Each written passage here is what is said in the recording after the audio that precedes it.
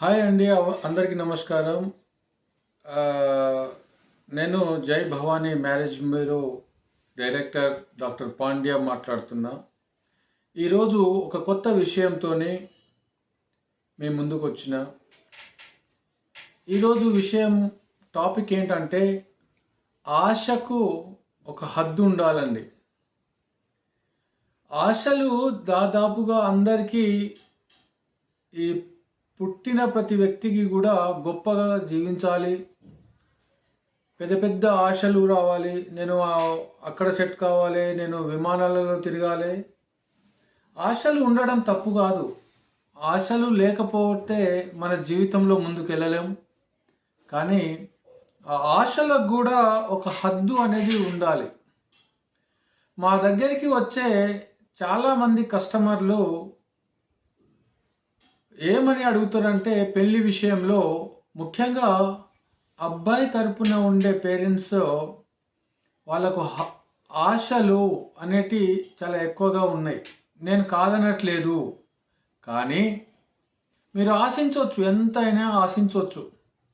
కానీ ఆశించే ముందు నిజంగా ఆ రైట్ మాకుందా, అలా అడగవచ్చా అని ఒకటికి కనీసం ఒకసారైనా ఆలోచన చేస్తే బాగుంటుందని నా అభిప్రాయం. నిన్నగాక మొన్న ఒక ఒక ఆవిడ వచ్చింది. ఫర్ ఎగ్జాంపుల్ చెప్తున్నా, ఒక ఆవిడ వచ్చింది. అంటే తను వచ్చి ఆల్రెడీ తను డివోర్స్, ఒక బాబు ఉన్నాడు, 6 ఇయర్ బాబు ఉన్నాడు. తను ఇప్పుడు వాళ్ళ పేరెంట్స్ దగ్గర ఉంటుంది. డివోర్స్ అయి ఉంది, ఇంకా కోర్టు పేపర్లు కూడా రాలే. ఆమె మా దగ్గరికి వచ్చి ఈ విధంగా మాట్లాడుతుంది. సార్, నాకు ఒక అన్మ్యారీడ్ అబ్బాయిని చూడండి, లేదంటే మ్యారీడ్ అయినా డివోర్స్ అయినా ఎవరైనా పర్వాలేదు అని చెప్తా ఉంది. సరే అని చెప్పాము. తర్వాత తన ఎక్స్పెక్టేషన్ చూడండి, ఎంత ఆశిస్తుందో, ఎంత సెల్ఫిష్గా ఉందో. తనకు గవర్నమెంట్ జాబ్ ఉండాలి, లేదంటే సాఫ్ట్వేర్ అయినా ఉండాలి, ఆయనకి ఇల్లు ఉండాలి, సరే ఆయనకు అదే కారు ఉండాలి, నన్ను వీక్లీ టూ టైమ్స్ వీకెండ్స్కి బయటికి తీసుకెళ్ళాలి.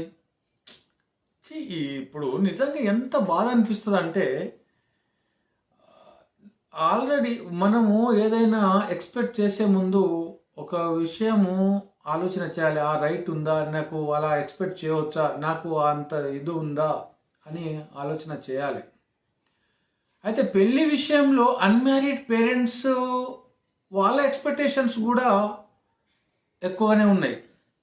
ఆశించడంలో తప్పులేదు, కానీ ఆ ఆశ అనేది హద్దు దాటితే మనకు నిరాశతోనే మిగిలిపోవాల్సిన పరిస్థితులు కనిపిస్తూ ఉన్నాయి. పెళ్లి విషయంలో పేరెంట్స్, ముఖ్యంగా అబ్బాయిల పేరెంట్స్, తల్లిదండ్రులు ఎవరైతే ఉన్నారో, మీరు ఆశించడం సహజమే. ప్రతి ఒక్కరికి మంచి జీవిత భాగస్వామి, సంతోషం, అర్థం చేసుకునే వ్యక్తి కావాలని అందరికి ఉంటుంది. కానీ ఆ ఆశలతో పాటు ఆ ఆశలకు కూడా కొన్ని హద్దులు కూడా ఉండాలి. పెళ్ళి అనేది ఒక జీవిత యాత్ర లాంటిది. అందులో ఆశలు వాస్తవికంగా సాధ్యమైనంత వరకు రియల్ లైఫ్కి సాధ్యమైనంత వరకు రియాలిటీకి దగ్గరగా ఉండాలని నేను అంటున్నా. వాస్తవాల పరిస్థితులకు దగ్గరగా ఉండాలని నేను అంటున్నా. అయితేనే మనం సుఖంగా ఉంటాం. ఫర్ ఎగ్జాంపుల్, ఇప్పుడు నేను ఒక విషయం చెప్తున్నా. మా ఊళ్ళో మా ఫ్రెండ్ వాళ్ళకు 2 డాటర్లు ఉంటారండి. ఆ డాటర్లు ఉంటే 2 అమ్మాయిలు, మా ఫ్రెండ్ రమణాచారి అని ఆయనకి 2 కూతుళ్ళు. ఆ 2 కూతుళ్ళకు నేను అడిగాను, ఏంటమ్మా ఏం చదువుతున్నావురా అంటే, అంకుల్ నాది బీటెక్ అయిపోయింది అంకుల్, నేను నెక్స్ట్ యూఎస్ వెళ్దాం అనుకుంటున్నా. సరే, ఓకే, మంచిది అమ్మా, మరి నీకు ఎలాంటి భర్త కావాలనుకుంటున్నావు అని ఫస్ట్ అమ్మాయిని అడిగాను. తను నవ్వుకుంటూ, కొంచెం సిగ్గుపడుకుంటూ ఏం చెప్పిందంటే, అంకల్, నాకు నేను చేసుకోబోయే వ్యక్తి మంచివాడై ఉంటే చాలు, నన్ను అర్థం చేసుకుంటే చాలు, ఇంకా మోరోవర్ నా పేరెంట్స్ని నన్ను గౌరవిస్తే చాలు అని మొదటి అమ్మాయి అందండి. ఇక రెండో అమ్మాయిని కూడా అడగడం జరిగింది. మరి నీ సంగతి ఏంట్రా, ఎలాంటి భర్త కావాలనుకుంటున్నావు అంటే, ఆ అమ్మాయి, అంకల్ నా భర్త చాలా హ్యాండ్సమ్గా ఉండాలి, చాలా పొడవుగా ఉండాలి, పెద్ద ఉద్యోగం ఉండాలి, నెలకి ఒక 5 lakhs 3 lakhs 5 అబోనే అంకల్, 5 lakhs అబో ఉండాలి, పెద్ద ఇల్లు ఉండాలి, వాళ్ళకి ఒక బ్రిడ్జ్ అనా లేకుంటే ఇనోవానా లేకుంటే గ్రాండ్ విటానా ఇలాంటి కొన్ని కార్లు ఉన్నాయండి. ఏదేదో కార్ల పేరు చెప్పింది పాపం అమ్మాయి. ఇలాంటి కొన్ని కోరికలు ఇలా ఉంటే నేను అంటే ఇలాంటి కోరికలు ఉన్నాయి ఆ అమ్మాయికి. ఒకటే కుటుంబం నుండి వచ్చిన ఇద్దరు అమ్మాయిలకు ఇలాంటి డిఫరెంట్ క్యారెక్టరిస్టిక్స్ ఇలాంటివి ఉన్నప్పుడు మొదటి అమ్మాయి ఆమె ఆశలు హద్దులలో ఉన్నాయి. ఇక్కడ మీరు అబ్జర్వ్ చేసుకోవాలి. ఆ అమ్మాయి తన ఆశలు, తన ఆశయాలు, ఆమె ఏం ఆశిస్తుంది, ఎలాంటి వ్యక్తిని ఆశిస్తున్నది అనేది ఒకటి.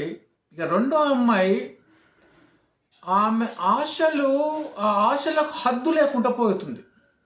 అంటే చూడు, ఆమెకు అప్పుడే 5 lakhs కంటే ఎబో సాలరీ ఉండాలి, ఒక కారు ఉండాలి, ఒక పెద్ద ఇల్లు ఉండాలి, ఒక ఉద్యోగం ఉండాలి, ఇలాంటి ఆశలు. అయితే ఇక్కడ మనం నేర్చుకోవాల్సింది ఏంటంటే, వాస్తవికంగా 5 లక్షల జాబ్ ఉండి అతను నీకు చేసుకుంటాడా, ఫస్ట్ థింగ్. రెండో విషయము, అలాంటి వ్యక్తి 5 లక్షల జాబ్ ఉన్న వ్యక్తి ఎవరైతే ఉన్నారో తనకంటే మీ నాన్న ఎంత ఇస్తాడమ్మా మరి కట్నము అని నేను అడిగిన ఆ అమ్మాయిని, రెండో అమ్మాయిని. అంకోల్ ఒక 25 lakhs 30 lakhs వరకు, మరి 30-40 వాళ్ళు మీరు కోరుకున్నటువంటి ఏదైతే ఉందో వాటికి రారు కదా అమ్మా అని నేను అన్నా. సో ఇక్కడ ఫైనల్గా నేను చెప్పాలనుకున్నది ఏంటంటే, ఎప్పుడు కూడా మన ఆశలు మన స్థాయిని బట్టి ఉండాలి. ఇప్పుడు నేను ఒక ఉద్యోగం చేస్తూ, మళ్ళీ మ్యారేజ్ బ్యూరో బిజినెస్ చేస్తూ, ఒక 6 ఎంప్లాయీస్ని జీవితం అంటే వాళ్ళకు సాలరీ ఇచ్చుకుంటూ, నేను సాలరీ తీసుకుంటూ, నా ఎక్స్పెక్టేషను ఎలా అంటే, నాకు ఒక పెద్ద 10 బిల్డింగ్లు కావాలంటే వస్తుందా, 10 ఎకరాల భూములు కావాలంటే వస్తుందా? హైదరాబాద్లో తెలుసు మనకు ఎలా ఉండే ధరలు అనేటివి. మనకు సరిపడా వ్యక్తి, మనల్ని గౌరవించే వ్యక్తి, ఇలాంటి కోరుకోవాలే తప్ప. కానీ 5 లక్షలు ఏం చేసుకుంటావు? 5 లక్షలమ్మా, వాడు తాగి వస్తాడు, రోజు సిగరెట్ తాగుతాడు, మందు తాగుతాడు, అమ్మాయిలతో తిరుగుతాడు, పబ్ల పండు తిరుగుతాడు, వచ్చి నిన్ను కొడతాడు. ఆ జీవితం కావాలా? పొద్దున 9కి వెళ్ళి 10 గంటలకు వెళ్ళి 9-10 గంటలకు వెళ్ళి సాయంత్రం 5 గంటలకు వచ్చి నీతో హ్యాపీగా గడిపే భర్త కావాలా? అది ఇక్కడ డిసైడ్ చేసుకోవాలి. మొన్న కూడా ఒక అతను నా దగ్గరికి వచ్చిండు, మా కస్టమరే మా దగ్గరికి వచ్చి, ఆయన పేరెందుకు లేండి, అయితే మొన్న వచ్చి, సార్ నాకు ఒక అమ్మాయి కావాలి, ఆమె మంచి అప్సరస అయి ఉండాలి, మంచి అందగత్తి అయి ఉండాలి, ఒక జాబ్ చేయాలి, వాళ్ళ నాన్న కూడా జాబ్ చేయాలి, వాళ్ళకు మంచి ఇల్లు ఉండాలి, చూస్తే చాలా బ్యూటిఫుల్గా ఉండాలి సార్, లేదా వాళ్ళకు ఇంకా మంచి డబ్బు కూడా ఉండాలి సార్, నాకు కట్నం కూడా అవసరం కాదు సార్ బతకాలంటే. ఇలాంటి అయితే నువ్వేం చేస్తున్నావు బాబు అని చెప్పినా నేను. నువ్వేం చేస్తున్నావు, నీకు ఎందుకు ఇవ్వాలి? మంచి అప్సరస లాంటి అమ్మాయి ఇస్తారు, ఓకే, చూడవచ్చు. మరి ఉద్యోగం, మరి నువ్వు ఉద్యోగం చేస్తున్నావు, నీకెంత వస్తున్నాయి నెలకి, నీ స్థాయి ఏంది, నీ పేరెంట్స్ ఏం చేస్తున్నారు? తను చేసేది చిన్నపాటి ఉద్యోగం, 18,000-25,000 ఏమో జీతం అట. కానీ ఆయన చేసుకోబోయే అమ్మాయి మంచి సాఫ్ట్వేర్ అయినా ఉండాలి, మంచి అందమైన. ఏం చేసుకుంటావు అందాన్ని నువ్వు? ఏం చేసుకుంటావు అందాన్ని? ఏం చేసుకుంటావు ఆమె డబ్బును? నీకు సుఖం కదా.